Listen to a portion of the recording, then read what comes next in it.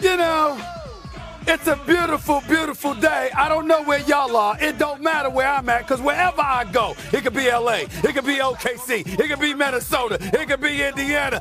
Damn it, it's about orange and blue skies, baby. That's what it's about. My man Marcus Morris is back in the house. Janae Ogumake, the wonderful, lovely, incomparable Janae Ogumake. She's in the house, too. My girl Molly's back. She's got a voice. She's feeling vibrant. She's feeling relieved and renewed and inspired, because that's what orange and blue skies can do for you, baby. That's what orange and blue skies can do for you. This is Stephen A. Smith in the house, starting off championship week. Hollywood! Woo! It's grown extremely quiet, as you would expect here at the Garden. The Knicks now go home. Stops on a dime, launches, oh yeah! Pure joy here at Madison Square Garden. For the first time in 2.5 decades, the New York Knicks are going to a conference final. We haven't been here since my dad played. He's not gonna like that. It means a lot for this organization and this city. It's unbelievable. You see that score? You see that score? This is what we've been waiting for. We're about to go to the conference finals. We're about to go to the conference finals. Hey, as Stephen A. said, your girl's back in the mix, and clearly so are the New York Knicks. Stephen A., top of the morning to you. Chanae, Marcus, what's the good word, guys? How we doing? Can't complain. I'm not going to lie. This was a great weekend to be in New York. Right? It was a great weekend. You had good weather. Well, I appreciate, you had all that energy. I appreciate you, Shanae. I appreciate you, Molly. Yo, Marcus, man, this ain't the time to be, not in that chair. You can't be sitting up there this morning, reclining back, sounding all mellow, putting on your Barry White or Teddy Pendergrass voice. Hell with that, okay? It's time to be excited, baby. You're in New York City. First time in 25 years, Marcus. First time in 25 years. We in the conference finals. I need a little more pep in your step this morning, my some brother. of us are trying to act like we've been there before.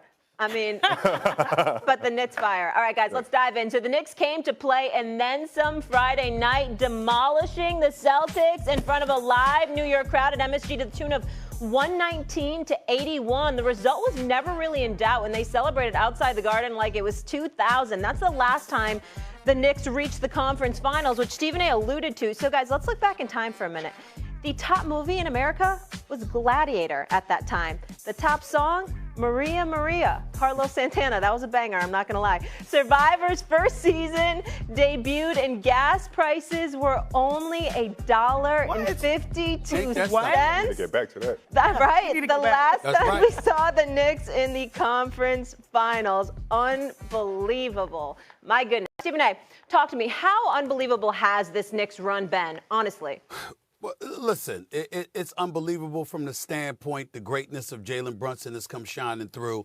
And we've seen other guys for the Knicks step up, and you got to give credit where credit is due. I'm not some delusional, nauseating fan like Dallas Cowboy fans can be, where I'm completely detached from reality. You know we're gonna win the Super Bowl next year, right? No, we're gonna do it. No, this is not that kind of party. I recognize the fact that for the vast majority of this series, the Boston Celtics just missed shots. I listened to Marcus on Get Up earlier when he was talking about 63 of those 100-plus three-point shots they attempted in the series were wide open. And that's something, if you remember, Molly, I kept bringing up in the aftermath of Game 2 being down 0-2. Of the first 100 threes that they attempted, 48 of them were considered wide open. And for those out there who don't know what wide open means when it comes to NBA parlance, 6 feet or beyond. That's the kind of space a defender is giving you. You're wide open. And that's what happened to the Boston Celtics. So I'm aware of the fact that they just weren't making shots. I'm aware of the fact that they didn't step up in Game 6 after, obviously Tatum was out and out for Game 5. What they did in Game 5, they didn't do in Game 6. But in the end, a victory is a victory. And the Knicks' grit and the Knicks' guts deserves credit. Karl Anthony Towns getting on me saying, you got on me twice. And I said to him, damn it, didn't it work both times? Because it worked in Game 6. Jalen Brunson came up to me and was like this.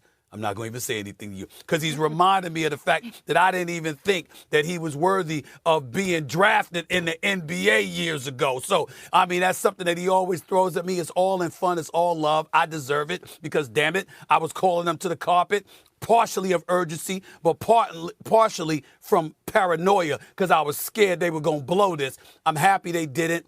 I love the fact that they're in the conference finals. They got a legitimate shot to get to the championship round. We know this. But in the end, I'm not going to be foolhardy and ignore the fact that the New York Knicks were benefited by the fact that the Boston Celtics didn't change their stripes. They just attempted to shoot, and they just were not making shots. Yeah. And that was a And big lost difference Tatum. in this series. Yeah. Marcus? I mean, I think the Tatum thing, like when they lost Tatum, it was, it was tough. But them first 2 games, I got to keep putting my finger on that. Like being up 20 at home in the playoffs, the defending champs, and, just having that capability to be able to get shots where they want. But, like, those shots were open, right? Like, those shots were open, but still the Knicks had to still win the game. And we were talking about that earlier. Like, yes, they did miss open shots, but the Knicks still had to complete the comeback. And I think you have to take your hats off that. Like, it's extremely hard to win in Boston during the playoffs. Like, that is one of the tougher plays outside of the Garden. That's probably top 2 or 3, right?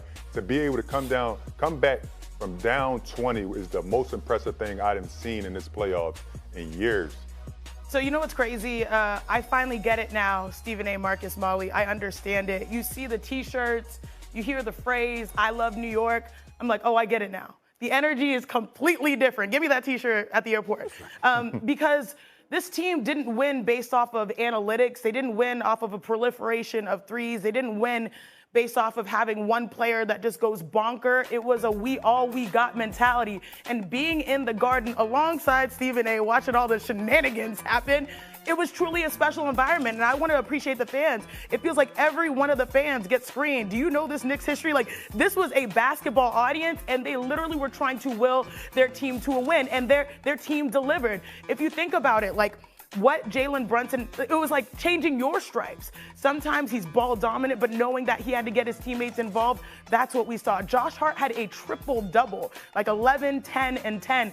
I thought that the Knicks actually won the game in the first 5 minutes when they decided to go to Karl Anthony Towns and tell him to be aggressive on both ends and also get contributions like this. I hope we have the play. Shout out to Mitchell Robinson, literally guarding every player on the Boston Celtics. Did you guys see what Perk likes to call moving your puppies? Here he goes to the wing. Then he stops to swing the ball. He's playing ball hog. He gets beat. He has that rim protection. Then he closes out to the corner.